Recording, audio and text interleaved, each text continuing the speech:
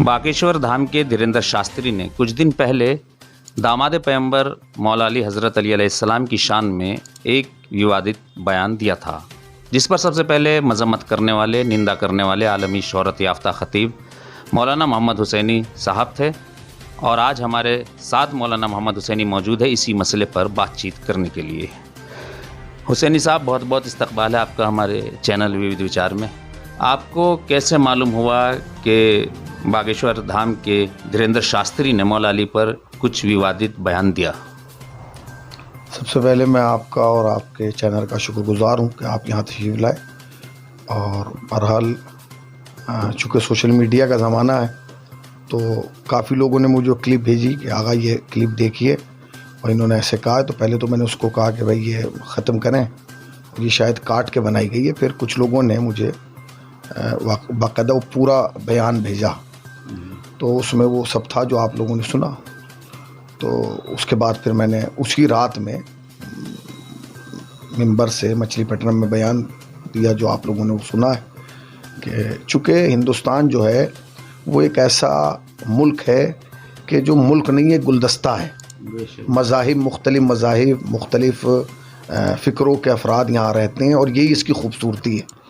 और कोई भी मज़हब और कोई भी धर्म जो है वो किसी दूसरे धर्म की मजम्मत या तौहीन की इजाज़त नहीं देता। किसी भी शख्सियत की तौहीन की इजाज़त कोई भी मज़हब नहीं देता। मसलन कि कोई मुसलमान हिंदू के अकायद की तौहीन करे या हिंदू किसी मुसलमान के अक़ीदे की तौहीन करे। और बिलखुसूस वो शख्सियात जो पूरी दुनिया में आस्था और मोहब्बत और प्रेम की निगाह से देखी जाती हैं, उन शख्सियतों में से एक शख्सियत जो है वो मौलाए कायनात की शख्सियत है। चूँकि हिंदुस्तान की जिस गली से आप निकलेंगे कहीं ना कहीं आपको मौलाए कायनात का नाम सुनने के लिए मिलेगा। मसलन एक ज़माना था कि जिस गली से भी निकलिए तो बस एक ही आवाज़ आती थी, दमादम मस्त कलंदर अलीदा पहला नंबर। तो ये एक ऐसा मुल्क है कि जहाँ मौला अली मौला की आवाज़ें लोगों के कानों तक पहुँचती हैं। और हर मज़हब के लोग जानते हैं कि मौलाए कायनात एक आस्था का मरकज़ है। और मौलाए कायनात सिर्फ मुसलमानों के दरमियान आस्था का मरकज़ नहीं है। ऐसा नहीं है कि खुदा न खास्ता कि सिर्फ एक ही मज़हब के लोग इमाम अली अलैहिस्सलाम को मानते हैं। नहीं, मानने और गैर मानने का तो मामला, लेकिन मोहब्बत सब करते हैं। मैंने वही हवाला दिया उसमें कि हमारे मुरारी बापू जो हैं इस वक्त हिंदुओं के बहुत बड़े गुरु हैं और बेहतरीन बोलने वाले हैं। जब भी वो अपनी कथा का आगाज़ करते हैं तो अली मौला अली मौला अली मौला से करते हैं।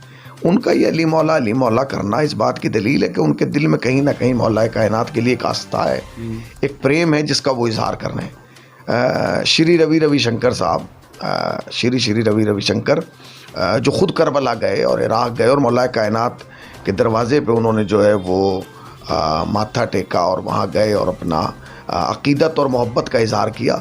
तो जहाँ के बड़े अफराद, जिस मुल्क के बड़े हिंदू गुरु जो हैं वो जा रहे हैं और अपनी आस्था और अपनी मोहब्बत का इजहार कर रहे हैं, अगर उस मुल्क से कोई जवान आदमी या मैं या आप मौलाए कायनात के लिए कोई टिप्पणी करता है या मौलाए कायनात के लिए कुछ कहता है तो फिर अजियत होती है। खाली मुसलमानों के दिलों को अजियत नहीं होती, वो तमाम अफराद का कहीं ना कहीं दिल टूटता है और दुखता है कि जो जिन्होंने मुरारी बापू की ज़बान से अली सुना है, उन हिंदू भाइयों का भी दिल दुखता है कि मुरारी बापू क्या कह रहे हैं। तो मैंने उसी को सामने रखते हुए और मैंने बाकायदा ये कहा कि शायद आपने अभी मुरारी बापू को नहीं सुना। बहरहाल वो पजीराई हुई और उसका एक अच्छा मैसेज। इसका मकसद क्या हो सकता है कि पीछे धीरेन्द्र शास्त्री को नॉलेज की कमी या कोई इससे पॉलिटिकल इशू बनाना, क्या लगता है आपको? नहीं, पॉलिटिकल इशू तो नहीं है। ये है कि शायद उनको मौलाए कायनात की मार्फत या उनका अंदाज़ा नहीं था कि ऐसे मामलात हैं। वरना अगर आप कोई इशू समझते तो फिर ये तमाम अफराद जिनके मैंने नाम लिए, मुरारी बापू या श्री रविशंकर, ये क्यों मौलाए कायनात के दरवाजे तक जाते या मौलाए कायनात का नाम जपते? ये ऐसा नहीं है। बहरहाल अब तो उन्होंने अपनी जो है वो गलती को कहीं ना कहीं तस्लीम कर लिया। ये उनके बड़े दिल की बात। माफ़ीनामा उनका एक वीडियो वायरल हो रहा है जिसमें वो माफ़ी मांग रहे हैं इस बारे में। हाँ, माफ़ीनामा उनका आ गया और ये उन्होंने जो है वो अपने बड़े दिल का सबूत दिया है। और उन्होंने कहीं ना कहीं कहा है कि मेरा यानी नज़रिया वो मौलाए कायनात नहीं थे, बल्कि किसी जिन का मामला उन्होंने बताया। बहरहाल ये उन्होंने जो है वो अपने बड़े दिल کہ کا اعلان کیا کہ میرا دل بڑا ہے اور میں لوگوں کی محبتوں کا اور لوگوں کی آستھاؤں کا خیال رکھتا ہوں. اچھا ہوا انہوں نے ایسا کر دیا, بہتر ہے, چونکہ انہیں لوگ سنتے ہیں. اور یاد رکھیے کہ جب کوئی بولنے والا ایسا ہو جسے لوگ سنتے ہیں تو پھر اسے سوچ سمجھ کے بولنا چاہیے. مولا کائنات فرماتے ہیں کہ انسان اپنی زبان کے پیچھے پوشیدہ ہے, تو جب تک وہ نہیں بولتا تب تک نہیں اندازہ ہوتا کہ وہ کون ہے, مگر جب وہ بولتا ہے تو پھر اندازہ ہوتا ہے کہ کون کیا ہے. تو بہرحال انسان اپنی زبان کا خیال رکھے, پہلے تولے پھر بعد میں بولے.